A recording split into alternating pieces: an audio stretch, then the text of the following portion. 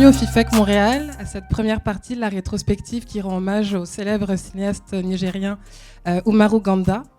On est particulièrement fiers de vous présenter cette programmation qui est organisée avec des partenaires de taille, à commencer par la Cinémathèque québécoise qui nous accueille ce soir et qu'on remercie infiniment, toute leur équipe.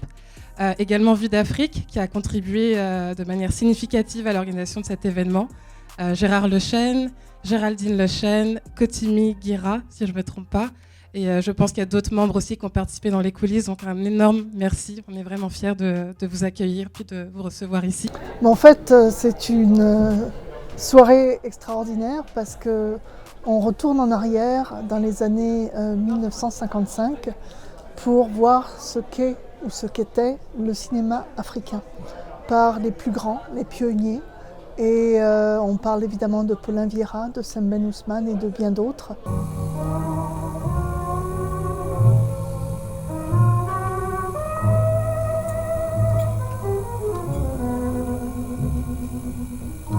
Tous les cinéastes africains en particulier ont eu, j'en connais pas beaucoup, qui ont eu des grandes facilités de financement.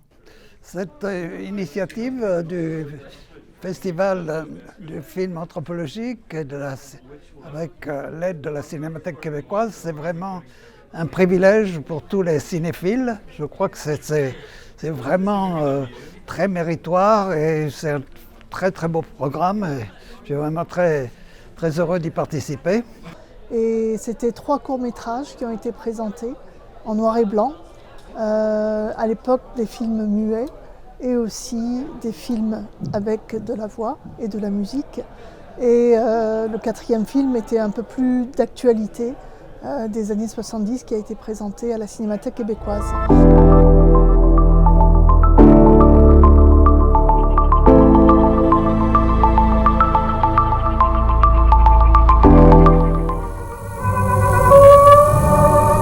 Et avec tes amis, tu as fondé Vue d'Afrique.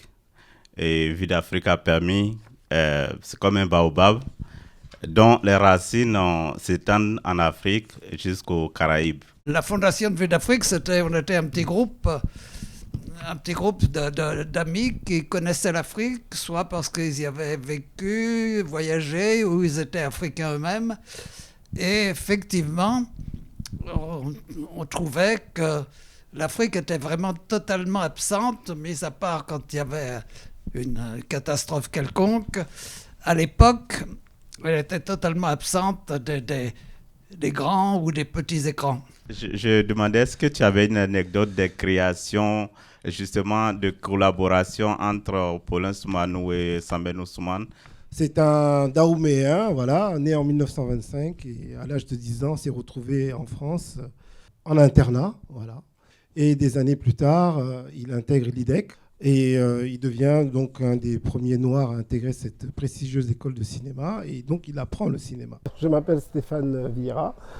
Je suis donc l'un des fils de Paulin Soumanou Vieira. Alors qui était Paulin Soumanou Vieira? C'est un réalisateur africain qui est considéré comme un des pionniers puisqu'il a intégré l'Institut des hautes études cinématographiques, donc l'IDEC, en France, en 1952.